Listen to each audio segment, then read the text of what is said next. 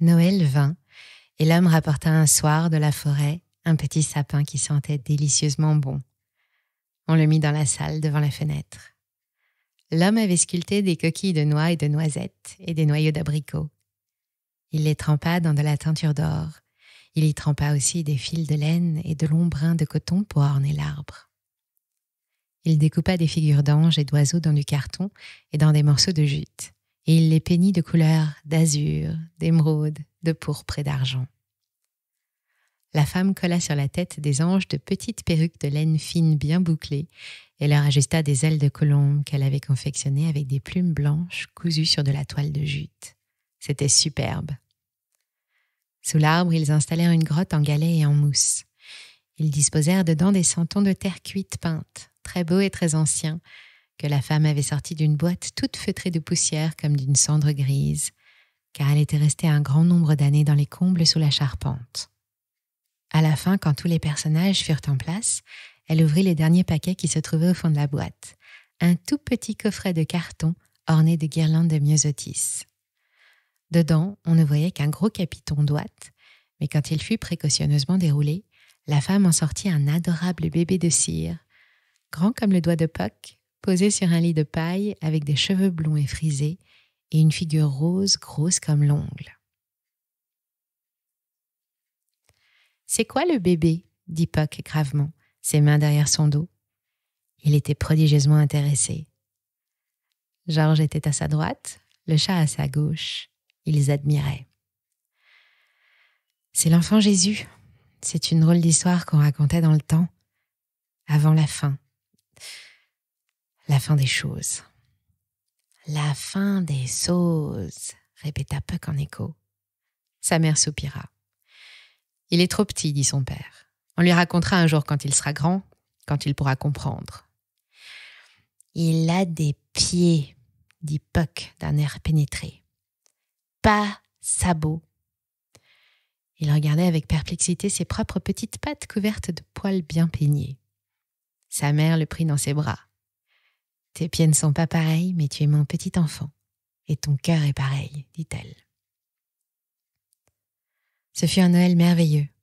On chanta « Ô douce nuit » et l'homme le joua sur sa flûte.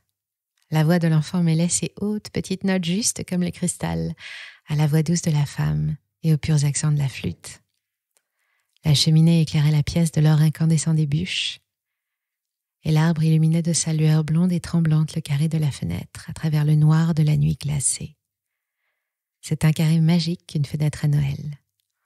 Rentrant de nourrir les bêtes le soir, l'homme avait la gorge serrée de bonheur à en étouffer, de voir cette scintillante découpure de flammes et d'or briller au cœur de sa maison. On mangea du foie gras et du confit d'oie que la femme avait fait elle-même dans des pots de verre et de grès la saison précédente. Puck en eut un petit peu pour goûter. Il eut aussi de l'oie croustillante et des crocs marrons bruns et sucrés dans la sauce. Et surtout, il eut du dessert, du magnifique dessert, avec des îles flottantes blanches comme des nuages sur la crème dorée. Avant de se coucher, l'enfant alla tirer les grandes bottes de son père depuis l'entrée jusqu'à la cheminée, l'une après l'autre, car elles étaient très lourdes pour lui qui était encore si petit. Le petit Puck n'avait ni bottes, ni souliers, ni chaussons à mettre devant la cheminée, et ça aurait été trop triste. Quand il fut couché, bordé et endormi, l'homme et la femme fixèrent du même regard les immenses bottes comme celles d'un ogre, vides devant le grand château de braise qui rougeoyait encore, et leurs yeux à tous deux devinrent brillants comme s'ils allaient pleurer. Mais ils rirent. Alors ils allèrent au placard de l'arrière-cuisine et revinrent les bras chargés, et ils remplirent les bottes. Ils les bourrèrent avec des gâteaux dans des petits sacs de papier, des jouets de bois que l'homme avait sculptés en cachette ou construits pendant que l'enfant dormait, des bêtes, un lapin articulé avec une jaquette et un pantalon, un petit castor rond avec une queue plate, toute une ménagerie, et une petite charrette traînée par un yak, une brouette peinte en vert, et aussi un gros ours rempli de copeaux de liège que la femme avait taillé et cousu. Il était en velours bleu foncé à côte, avec le dedans des oreilles et le dessous des pattes en coton rose.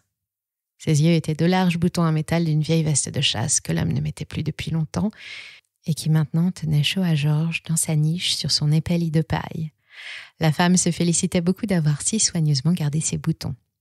Au matin, quand le petit Puck courut à la cheminée sur ses sabots luisants comme des châtaignes qui faisaient un tintement sur le parquet blond et qu'il vit les bottes débordantes, il poussa un cri de joie. Il déballa tous ses trésors autour de lui. Mais l'ours le plongea dans l'extase.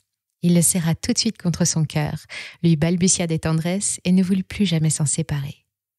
Désormais, on ne vit plus Puck sans son ours de velours bleu marine à côte, ni l'ours sans Puck. Il l'asseyait même sur la table à côté de son bol et de son assiette quand il mangeait, et lui nouait sa serviette autour du cou comme une grosse colombe blanche. Le soir, il l'étreignait contre sa poitrine dans le berceau neuf que lui avait fait son père. C'était un joli petit lit en bois de merisier rose-brun, lisse à force d'avoir été poncé. Il y sombrait dans le sommeil avec un sourire de bonheur, et les yeux de métal de l'ours luisaient tout grands dans la pénombre avec vigilance.